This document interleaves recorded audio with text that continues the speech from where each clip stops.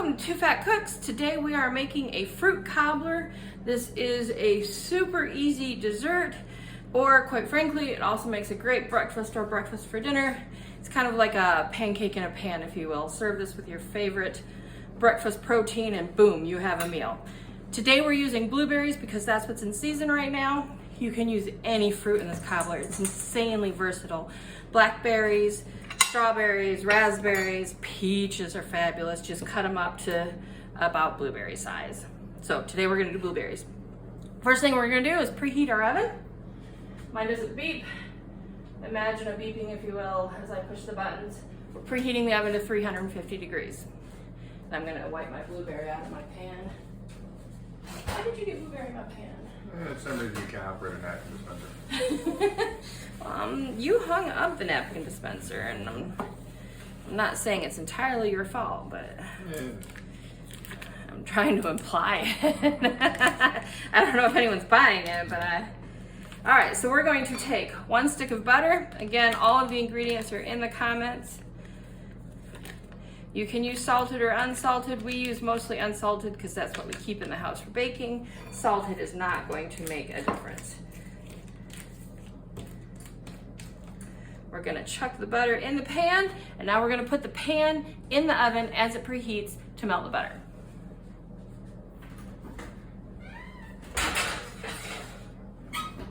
I know the recipe calls for salt. With it being unsalted, would you modify any if you're using salt, or you think it's just a small enough amount that it doesn't really matter? That is a great question. I think it's a small enough amount that it doesn't matter. With this dessert, especially with fruits being so variable, a tiny alteration in the salt's really not going to affect it. Stick of butter is maybe like a 1/16 or something? Maybe an eighth, yeah. All right, so we have a cup of flour. I'm not showing me measuring out the flour because our flour container is a huge commercial flour container. It's a cup of flour. I have the weights in the comments for anybody who's weighing. Going to take 3/4 of a cup of sugar, throw that in the flour. You're also going to have a separate 2 tablespoons of sugar. We're not using that right now, so I'm not showing that at the moment. That's why there's 2 sugar measurements in the comments. Description. Yeah, the thing under the video, the big square thing where the words are, doing word things. It's a doodad. Everyone who knows anything knows it's a doodad. All right, in the doodad. So a 1/2 teaspoon of table salt. Oh, there's my baking powder. And 1 1/4 teaspoon of baking powder. The baking powder is the only thing that doesn't cooperate and just let you use 1 of something. Everything else is easy.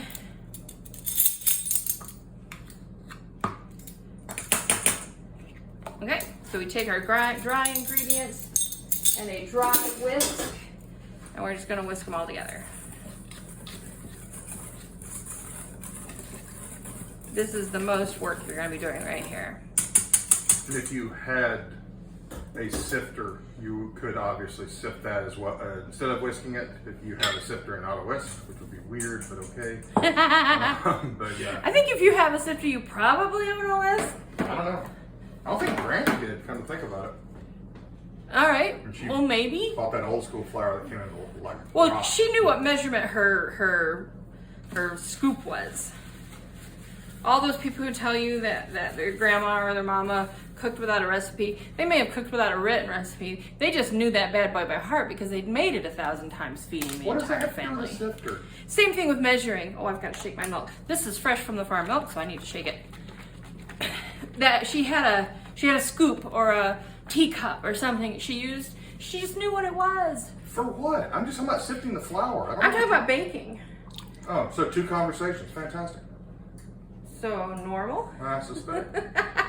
All right, so we have 1 cup of whole milk. And that really doesn't matter that much, does It really does not. If that's not what you have in the house, use whatever you have in the house. We have whole milk because we have straight from the cow milk. That milk might have been in the cow this morning. I'm not sure. Were they done milking when you got there? No, I'm not sure. I don't think so. All right. Might have been yesterday's milk. Oh, old milk. Whoa. All right, so we're going to dump our milk into our dry ingredients. Nothing tricky. And we're going to take our spatula. If you only have a spoon, that's fine too. And we're just going to mix them up. We want to make sure we don't have any big pockets of flour, but we're not worried about lumps. This is just, there we go. No big pockets. Lumps, perfectly fine. We're going to put that aside. I'm going to peek at the butter. It's still melting.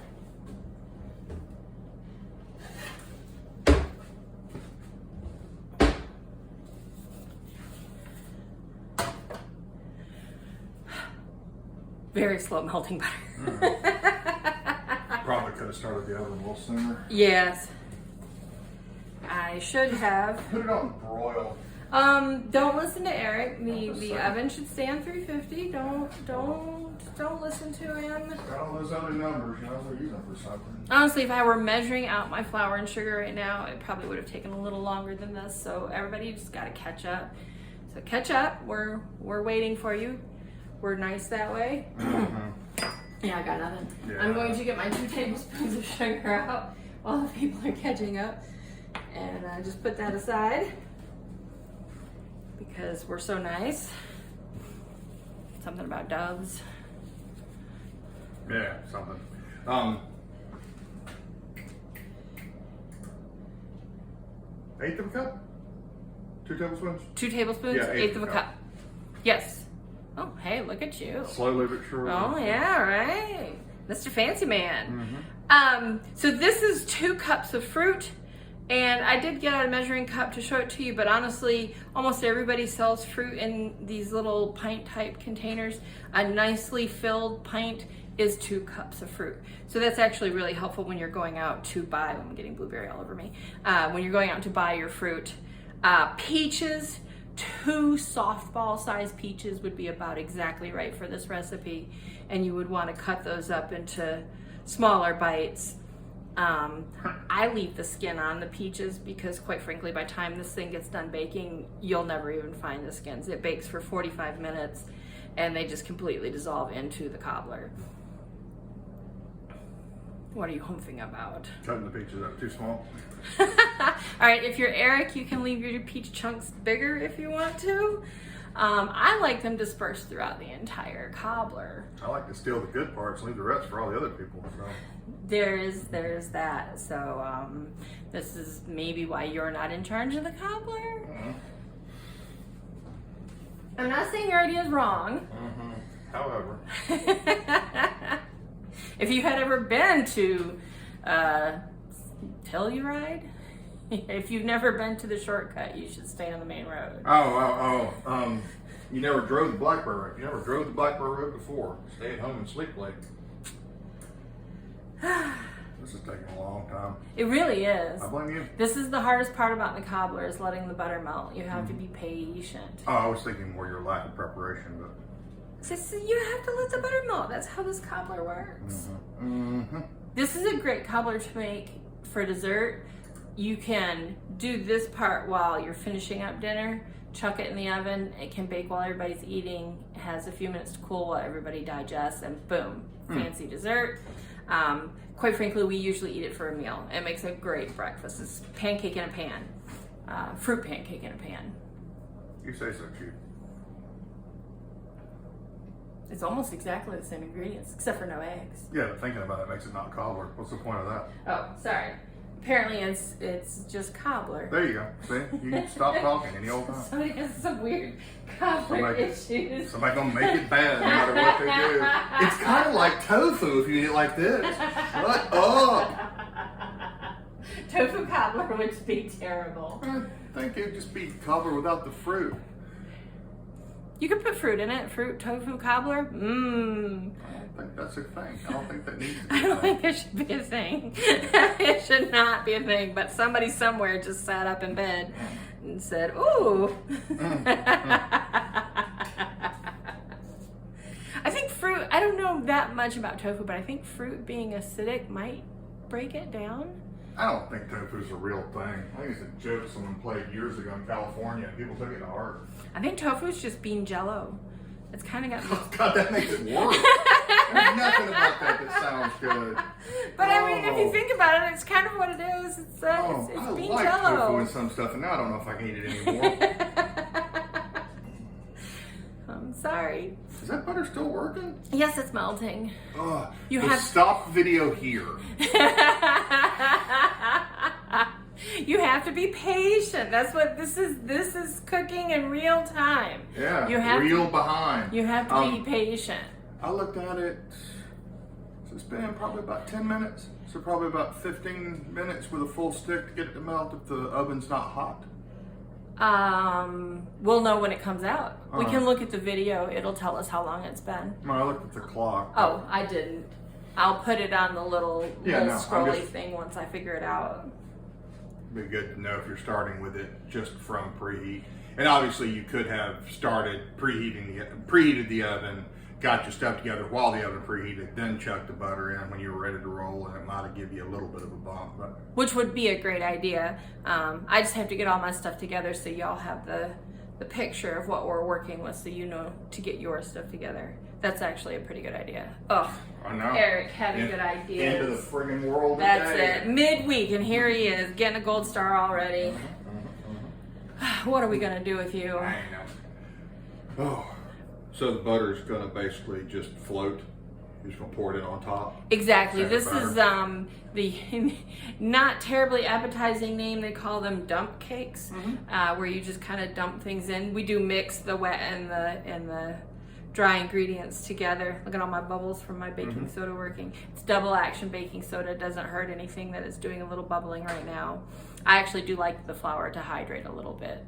It makes a nice crumb in the cobbler. That's actually why it's taking so long. Yes. It's a feature, not a bug. That's right. This was a hydrating the flour. plan. This was my plan the whole time, to hydrate the flour. While we are standing here, if you have a recipe that isn't overly complicated, flour it will not hurt it a little to hydrate, but especially if you're doing anything with like cornmeal or something, it really does amazing things to the flavor and overall sort of just texture of the cornmeal. If instead of just mixing whatever it is, like a cake of cornbread, throwing in the oven, if you have the time, and the recipe will let you, mix the dry ingredients in with the wet and let them sit just for a couple of minutes. It's really going to improve the texture and flavor of some of your dry goods. Kind of lets the flavor get out when it hydrates a little more. This is true. It really improves the crumb too. Yeah. It's kind of an unknown thing, generically speaking, but yeah, letting your flour hydrate is a fabulous idea. If you're one of those people who has to use gluten-free type flours, 30 minutes of hydration will make an amazing difference in all of your baked goods. You could definitely make this recipe with a gluten-free flour if you needed to. We've done it before for Dad. My dad has celiac, so we have done it before for him. Yeah, you want to go ahead and put that bad boy together and let it sit for a good 30 minutes before you finish assembling the rest of it. So we won't do 30 minutes for regular flour. It absorbs a little quicker. It's much more porous, but it really does make a world of difference for your baked goods, both for regular flour, especially for gluten-free flour. Too, probably a lot of it is just that things have gotten faster. We have a lot more stuff that's easily just walk into your pantry, get a box, put the stuff in. So probably when you were working a more doing this as well as preparing the rest of a meal and blah, blah, blah, a lot of your stuff probably sat. And it was also a lot coarser ingredients, so it probably needed to. So I think it's just something that kind of got lost over time as things got more efficient. It was a secret that nobody really knew. It just happened. It was just something that happened. It's just something that happened because of the nature of cooking then, and we've lost some of that. That's probably really true. Ugh. Yep. All right, I didn't get my cookie sheet out. I like to put a cookie sheet under my glass baking dish. You don't have to if you don't want to. It's completely up to you. Eric doesn't if I don't catch them. So. And they just make me paranoid. They can break. And I actually know some people in real life who've had one break on them. So we've had, go ahead. She's talking about the glass container, not the cookie sheet. Correct. The cookie sheet correct, will not, if your cookie sheet breaks. I think they knew I was talking talking about the Pyrex. I don't think there's I'm pretty sure, saying. but it makes me paranoid, and so I put it out on a sheet. Mostly because if it breaks, I don't want to be cleaning that stuff up from the bottom of my oven. I have cleaned the bottom of an oven, and it's no fun. It is terrible stuff. All right, we have melted butter. Yay! So here we are with our lovely melted butter. I'm actually going to let that sit for a minute before I put it on that cold pan. Move that out of the way. And we are literally just going to dump this in. Boom.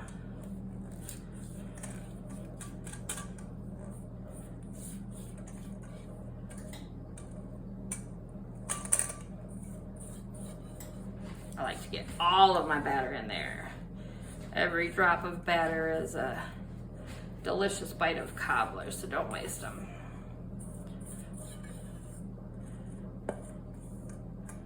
All right, so we have our batter, and now we'll take our fruit and just fling them. Wah! Not all in one spot, maybe.